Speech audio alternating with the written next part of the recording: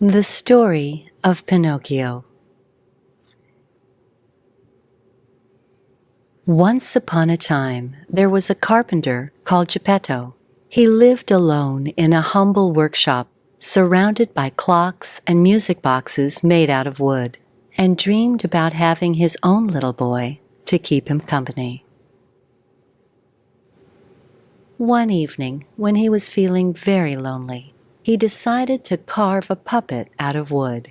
Geppetto was such a fine carver that when he was finished, the puppet almost looked real.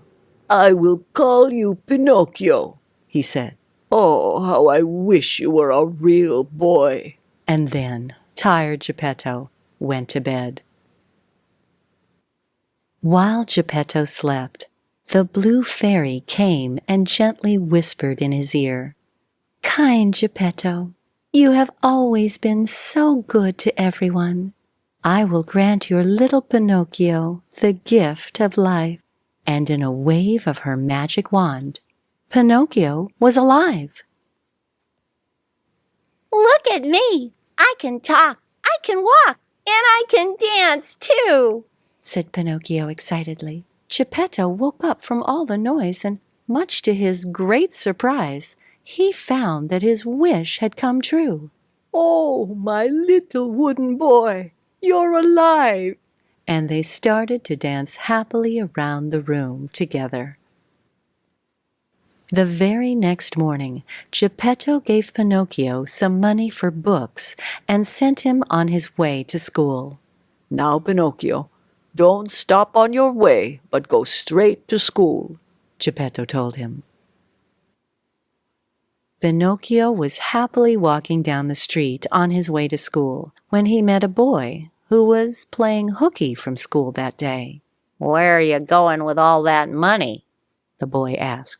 "I'm going to buy books and go to school," Pinocchio replied. "Why don't you go and buy candies instead?" the boy slyly suggested. Suddenly, a little talking cricket jumped up on Pinocchio's shoulder and whispered in his ear, "Don't do it, Pinocchio. Don't listen to what that boy says."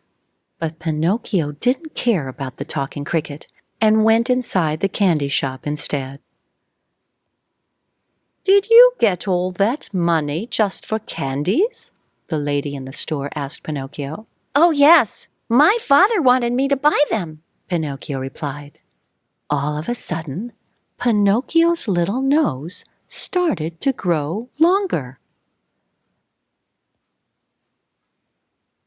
As he went out of the store, the other boy quickly stole the candies from Pinocchio and ran away.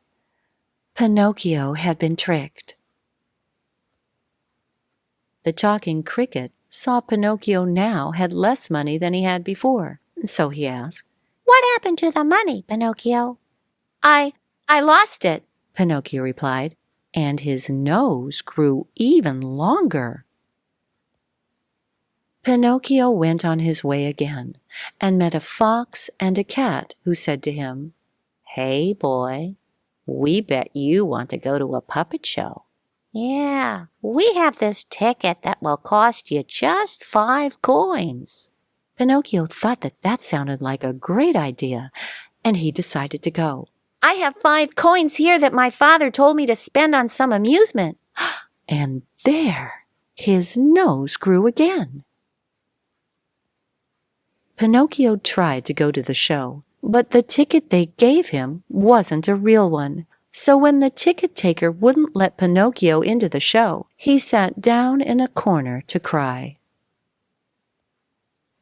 A strange, large man with a long black beard found Pinocchio crying. It was Stromboli, the owner of the puppet show. He was amazed to see Pinocchio. Here was a puppet with no strings. Stromboli then quickly invited Pinocchio to be part of his show. Pinocchio went on stage and he danced and skipped and sang while Stromboli acted with the other puppets. The audience loved Pinocchio and they clapped enthusiastically for him, keeping time with the music. Pinocchio got more and more excited and he didn't look where he was going, when all of a sudden his long nose tangled with the other puppet's strings, and the show was over, with the entire crowd laughing and cheering for the performers. Pinocchio was tired from all that performing. He missed Geppetto and told Stromboli that he wanted to go back home. But Stromboli had a different idea. He grabbed Pinocchio and threw him into a cage. "You are mine now," Stromboli announced. While Pinocchio sat in the cage and cried, the talking cricket appeared again. See, Pinocchio, if you had gone to school as Geppetto told you, none of this would have happened.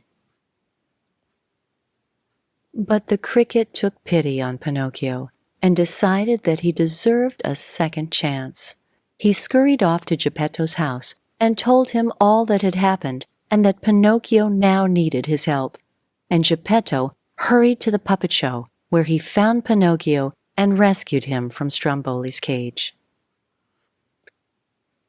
"Thief! Thief!" yelled Stromboli as he ran towards Geppetto. "That puppet is mine!" Pinocchio thought fast, and he tripped Stromboli, who fell head first into a box of puppets. As a result, Pinocchio and Geppetto managed to escape, and they both returned safely back home. "Oh, Pinocchio," Geppetto said, "look at your nose. That is what happens to little boys who tell lies." Pinocchio was ashamed, and he decided to finally tell the truth to Geppetto. And as he did so, his nose got smaller and smaller and smaller. And then, all of a sudden, Pinocchio realized that he was not made of wood anymore. Instead, he was a real boy. He lived happily ever after with Geppetto, and Pinocchio never told a lie again. Thank you The for end. watching. Please like and subscribe.